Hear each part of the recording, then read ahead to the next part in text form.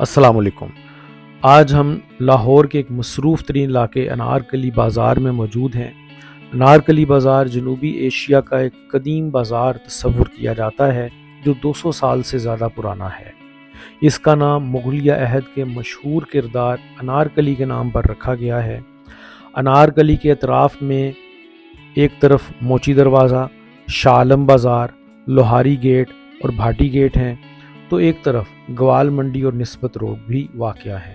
انارکلی کے بالکل ساتھ لاہور کا ایک مشہور ترین ہسپتال میو ہسپتال بھی موجود ہے، اور اس ہاسپٹل کے ساتھ پاکستان کا سب سے مشہور میڈیکل کالج، جس کو اب یونیورسٹی کا درجہ دیا جا چکا ہے، کنگ ایڈورڈ میڈیکل یونیورسٹی بھی موجود ہے۔ اور اس یونیورسٹی کے ساتھ نیلا گنبد کا مشہور بازار ہے، پنجاب یونیورسٹی کا اولڈ کیمپس اور جی سی یونیورسٹی لاہور کا کیمپس اپنی پوری شان و شوکت کے ساتھ موجود ہیں۔ اور بالکل انارکلی کے ساتھ پاکستان میں کتابوں اور اسٹیشنری سے ریلیٹڈ سب سے بڑی مارکیٹ اردو بازار کے نام سے بھی موجود ہے۔ انارکلی میں بہت سارے کاروباری مراکز بن چکے ہیں، بہت ساری دکانیں بن چکی ہیں، جن میں کپڑوں کی دکانیں، سوٹنگ کی دکانیں، جوتوں کی دکانیں، بنارسی کپڑے، سلکی کپڑے اور ساڑیوں کی دکانیں بہت زیادہ مشہور ہیں۔ یہاں پر ایک چھوٹا سا لنڈا بازار بھی ہے، اور اب انارکلی ایک بہت بڑا تجارتی یا کاروباری مرکز بھی بن چکا ہے، اور انارکلی کی پرانی دکانوں کی جگہ اب نئے کمرشل پلازوں نے بھی لے لی ہے۔ اور انہی بازاروں کے درمیان، دکانوں کے درمیان سب سے بڑے دلی کے سلطان قطب الدین ایبک کا مزار بھی موجود ہے، اور یہ مزار انارکلی کے ساتھ ایک چھوٹی سی گلی میں واقع ہے، اور اس گلی کے اندر بہت سارے پرنٹنگ پریس بھی موجود ہیں۔ میں آپ کو لاہور کی ایک بڑی مشہور جگہ جسے ہم انارکلی کہتے ہیں یہاں پہ لے آیا ہوں۔ میرے پیچھے آپ یہ دیکھ رہے ہیں انارکلی میں سلاطین دہلی کے سب سے مشہور سلطان قطب الدین ایبک کا مزار ہے۔ انارکلی لاہور کے بالکل وسط میں واقع ہے، اور اس بازار کی ایک چھوٹی سی سڑک میں یہ قطب الدین ایبک کا مزار ہے جو آپ میرے پیچھے یہاں پہ دیکھ رہے ہیں۔ اور صرف میں یہاں پہ اتنا کہوں گا کہ ہندوستان کے ایک بہت بڑے سلطان کا ایک بڑا چھوٹا سا مزار، تو حکومت وقت کو چاہیے کہ اس مزار پر خصوصی توجہ دے، اور اس کی ریپیئر مینٹیننس یا اس کے حالات مجھے اچھے نظر نہیں آئے، تو اس وقت وہ حکومتی سطح پر ان چیزوں کے طلبگار ہیں، ایسی تاریخی جو ہے عمارات کہ ان کی فوری طور پہ تزئین و آرائش اور ریپیئر مینٹیننس کا کام وہ جو ہے وہ فوراً کیا جائے۔ جی، اس وقت ہم سلطان قطب الدین ایبک کے مزار کے اندر موجود ہیں۔ یہ ایک چھوٹا سا ہال نما کمرہ ہے جس کی چھت پہ یہ گنبد بھی آپ کو نظر آ رہا ہے، اور گنبد پہ جگہ جگہ اس گنبد کی جو خستہ حالی وہ بھی آپ دیکھ سکتے ہیں۔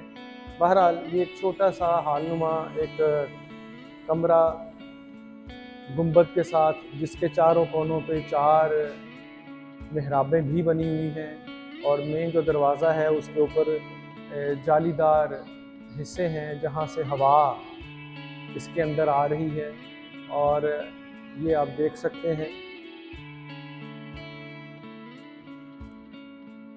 قطب الدین ایبک کی پیدائش سن 1150 عیسوی میں وسطی ایشیا میں ترک قبائل میں ہوئی، اور ترکستان سے یہ بر صغیر میں تشریف لائے، اور وفات جو ہے وہ 11 نومبر 1210 کو ہوئی، اور تقریباً 60 سال کی عمر پائی۔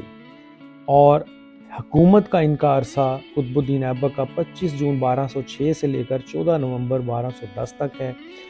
دہلی کا مشہور قطب مینار بھی سلطان قطب الدین ایبک نے اس کی تعمیر شروع کروائی، اور ان کی وفات کے بعد ان کے داماد التمش نے اس کی تکمیل بھی کی۔ سلطان قطب الدین ایبک کا خاندان غلامہ بھی کہلاتا ہے، اور ان کی اولاد میں قطب بیگم اور آرام شاہ یہ مشہور نام ہیں۔ سلطان کا علاقہ جیسا کہ میں نے کہا ترکی کا تھا، اور بر صغیر میں جب آئے تو یہاں شہاب الدین غوری کی حکومت تھی۔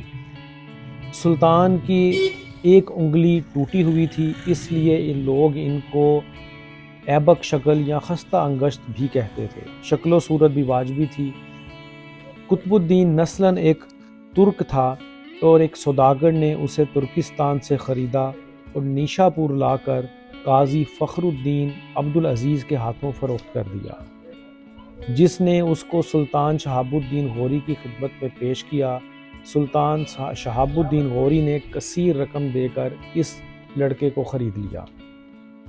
قطب الدین ایبک نے رفتہ رفتہ اپنی صلاحیتوں کا سکہ منوایا اور سلطان شہاب الدین غوری کا قرب حاصل کیا، اور 1192 میں جب سلطان محمد غوری نے دہلی اور اجمیر فتح کر کے قطب الدین کو ان کا گورنر مقرر کیا تو اگلے سال سلطان نے کنوج پر چڑھائی شروع کر دی۔